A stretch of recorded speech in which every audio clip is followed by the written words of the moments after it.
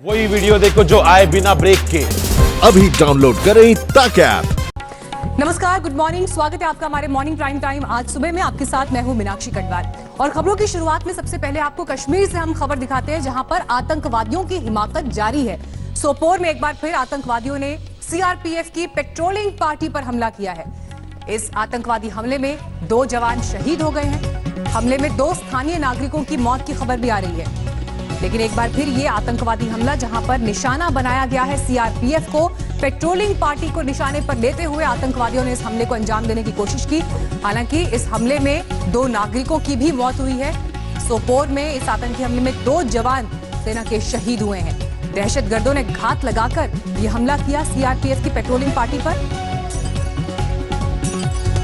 अगर स्पेसिफिकली इस महीने की बात करें, जून में, तो लगातार सुरक्षा बलों की तरफ से जम्मू कश्मीर में जो है ऑपरेशंस हुए हैं, जिसमें 40 से ज्यादा आतंकवादियों को मारा गया। और साल 2020 में अब तक के समय में कुल मिलाकर 100 से ज्यादा आतंकवादी, 118 आतंकवादियों को अब तक सेना ठिकाने लगा चुकी है। और इसी वजह से सेना पेट्रोलिंग पार्टी सीआरपीएफ को निशाने पर लेते हुए आतंकवादियों ने इस घटना को अंजाम दिया।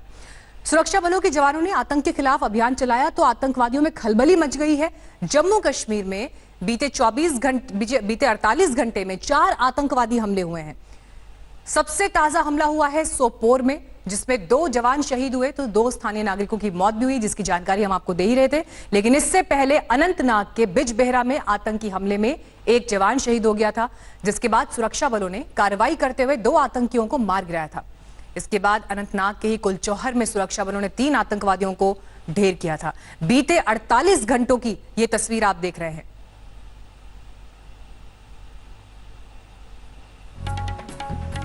सोपोर से लेकर अनंतनाग, और अनंतनाग में ये 3 अलग अलग घटनाएं जिसमें आप देख रहे हैं 48 घंटे में, लेकिन 4 आतंकवादियों को ढेर किया है। 3 आतंकवादियों को इससे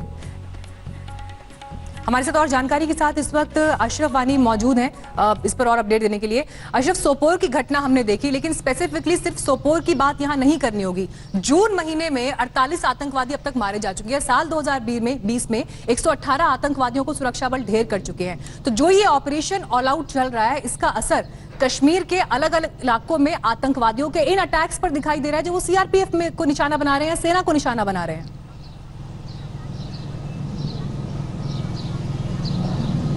बिल्कुल मीनाक्षी, दरअसल जो जिस अंदाज से दबाव बढ़ा है आतंकी संगठनों पर पूरे जम्मू कश्मीर में, खास तौर से जैसे आप बता रहे थे, जून के महीने के दौरान 15 मुठभेड़ें हुई है। 1 महीने के भीतर 15 मुठभेड़ें, उसमें 48 मिलिटेंटों का सफाया, वो कहीं ना कहीं साफ दर्शाता है कि किस अंदाज से सुरक्षा बलों ने साझा तौर पर, जिसमें जम्मू कश्मीर पुलिस, सीआरपीएफ और सेना शामिल है, किस तरह से उन्होंने जो है कहीं ना कहीं जम्मू कश्मीर के दक्षिणी कश्मीर में जो है मिलिटेंसी को समाप्त किया है या सफाया किया है।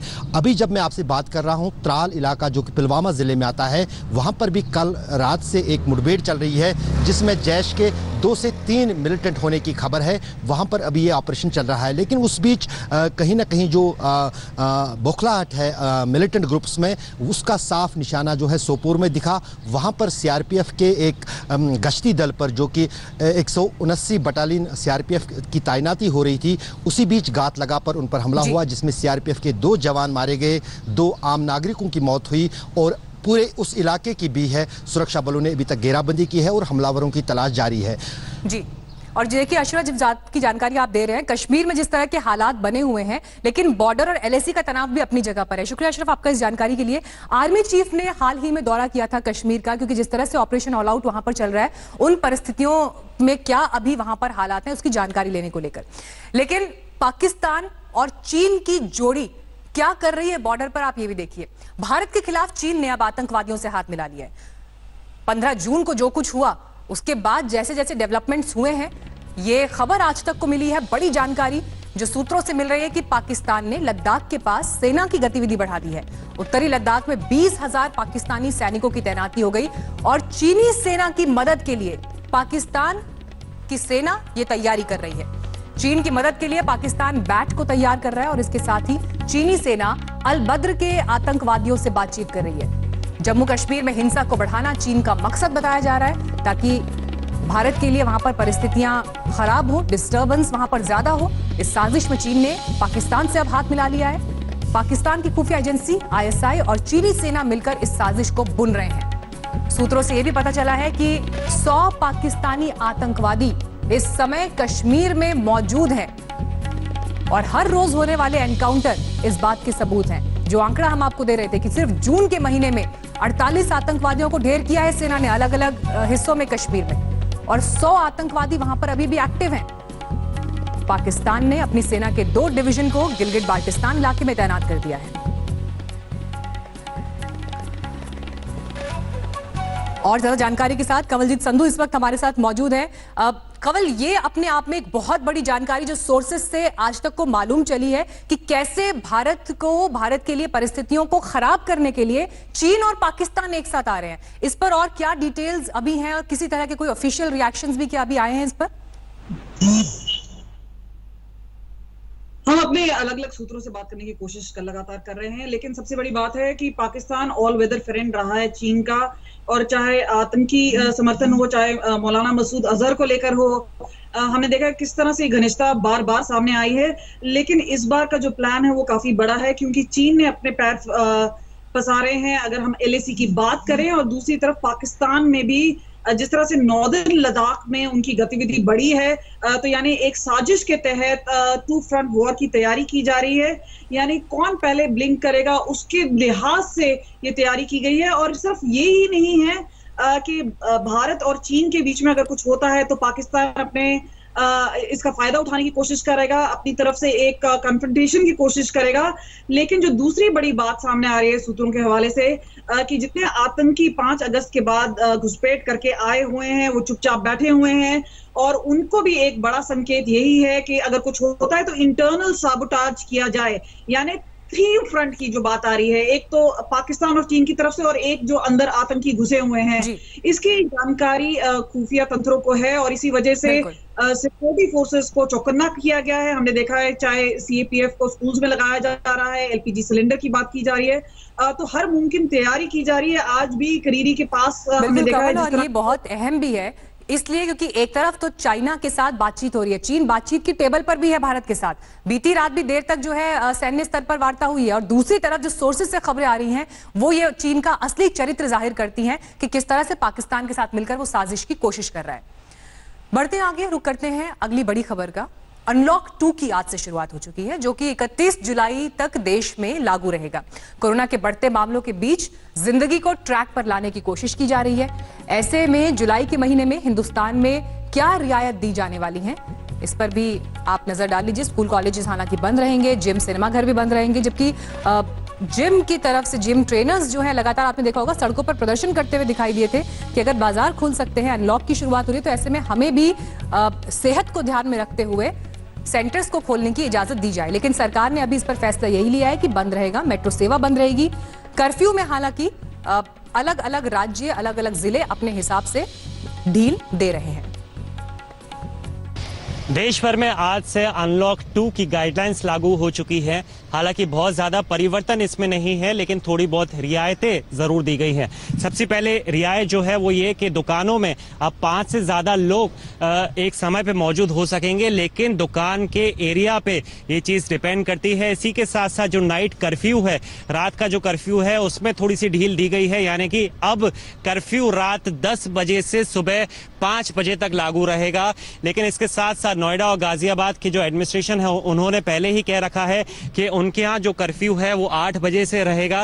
लेकिन इसके साथ साथ आपको बताते चले कि कंटेनमेंट जो जोन है उसमें अभी भी लॉकडाउन जारी रहेगा, लेकिन एसेंशियल सर्विसेज की जरूर वहां पे रियायत बनी रहेगी। इसी के साथ साथ कुछ सर्विसेज अभी भी ऐसी हैं जो लगातार 31 जुलाई तक बंद रहने वाली हैं। वो ये कि स्कूल कॉलेजेस से लेके जिम्स, क्लब, स्विमिंग पूल और मूवीज और मेट्रो, ये सब अभी भी आने वाले समय तक बंद रहेंगी। फिलहाल पंजाब के मोहाली में हम मौजूद हैं, और यहाँ पर अगर कैमरे को थोड़ा सा आगे ले जाते हैं तो सड़क पर ट्रैफिक, और ट्रैफिक के साथ जिस तरीके से लोगों का झुंड सड़कों पर उतरा हुआ है, इसे देखते हुए कतई नहीं लग रहा कि लोग कोरोना जैसी महामारी को गंभीरता से ले रहे हैं, बल्कि सोशल डिस्टेंसिंग की धज्जियां यहाँ पर उड़ाई जा रही हैं।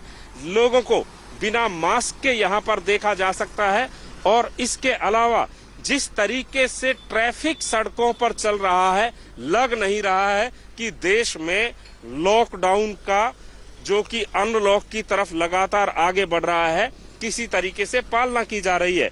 हालांकि अब कर्फ्यू का जो टाइम है उसे रात्रि 10 बजे से सुबह के 5 बजे तक कर दिया गया है। अगर पंजाब की बात करें तो पंजाब में भी सरकार ने नई गाइडलाइंस बनाई हैं। बढ़ते अगली खबर की तरफ। 6 साल से बदले की आग में वो झुलस रहा था। अपनी बहन की जिंदगी बर्बाद करने वालों से हर हाल में इंतकाम लेना चाहता था, लेकिन तभी हत्या के केस में वो तिहाड़ पहुंच गया और फिर जो कुछ हुआ उसे सुनकर आप हैरान रह जाएंगे। तिहाड़ जेल के भीतर एक कैदी ने दूसरे कैदी पर जानलेवा हमला किया और उसे मौत के घाट उतार दिया। लेकिन तिहाड़ की काल कोठरी में हुआ ये मर्डर कोई मामूली वारदात नहीं है, बल्कि ये बदले की ऐसी कहानी है जिसमें एक भाई कई साल से सुलग रहा था। वो अपनी बहन के साथ हुई बदसलूकी का बदला लेना चाहता था। वो अपनी बहन को इंसाफ दिलाना चाहता था। इसके लिए वो कई साल से प्लानिंग कर रहा था। तिहाड़ की जेल नंबर 8 में सोमवार की सुबह कैदियों को रोज की तरह बैरक से बाहर निकाला गया, लेकिन उनमें कैदी ऐसा था जिसके दिमाग में फितूर सवार था। वो किसी भी कीमत पर इस मौके को हाथ से जाने नहीं देना चाहता था। बदले की आग में जल रहे जाकिर नाम के उस कैदी ने ठान लिया था कि कुछ भी हो जाए उसे अपनी बहन के रेप आरोपी से बदला लेना है। फुर्ती से जाकिर उसके सामने आया, फिर धारदार हथियार से ताबड़तोड़ हमला बोल दिया। जब तक जेल कर्मी कुछ समझ पाते, रेप के आरोप में कैद मोहम्मद मेहताब बुरी तरह लहूलुहान हो चुका था। उसे जेल स्टाफ फौरन चिकित्सा रूम में ले गया। प्राथमिक उपचार के बाद भी जब उसकी हालत नहीं सुधरी तो उसे DDU अस्पताल भेजा गया। डॉक्टरों की तमाम कोशिशों के बाद भी मेहताब की सांसें बचाई नहीं जा सकी। तिहाड़ जेल के DG संदीप गोयल के मुताबिक मेहताब 2014 से रेप के मामले में जेल में बंद था। पुलिस के मुताबिक मेहताब पर जाकिर की नाबालिग बहन के साथ रेप करने का आरोप लगा था, जिसके बाद वो तिहाड़ में बंद था। जबकि अपनी बहन के अपमान का बदला लेने के लिए आतुर जाकिर हत्या के मामले में 2018 से जेल में बंद था। जांच में चौंकाने वाली बात सामने आई है कि जाकिर ने कुछ दिन पहले ही खुद को उसी वार्ड में शिफ्ट कराया था जहां मेहताब पहले से फर्स्ट फ्लोर पर था। जाकिर ने ऐसा सोची समझी साजिश के तहत किया था ताकि अपनी बहन के रेप आरोपी से बदला ले सके। उसने जेल अफसरों को बताया था कि उसके कैदियों से लड़ाई होती है, लिहाजा उसका वार्ड बदल दिया जाए। जेल अफसर उसकी चाल को समझ नहीं पाए और उसके झांसे में आ गए। सोमवार को जाकिर ने मेटल के एक टुकड़े को घिसकर धारदार हथियार बनाया और फिर जेल के भीतर खूनी वारदात को अंजाम देकर 6 साल पहले अपनी बहन से हुई बदसलूकी का इंतकाम लिया। तंसीम हैदर, दिल्ली, आज तक। इस घटना को लेकर लोग कह रहे हैं कि मानो फिल्मों में ऐसा होता है, लेकिन इस बात से भी कहां इनकार किया जा सकता है कि फिल्में ही हमारे समाज का आईना भी हैं। नमस्कार, मैं हूं अंजना ओम कश्यप। हमें उम्मीद है ये वीडियो आपको पसंद आया होगा। लेटेस्ट खबरों के लिए यूं ही देखते रहिए आज तक, और इस वीडियो के पसंद आने पर लाइक, शेयर एंड सब्सक्राइब करना ना भूलें।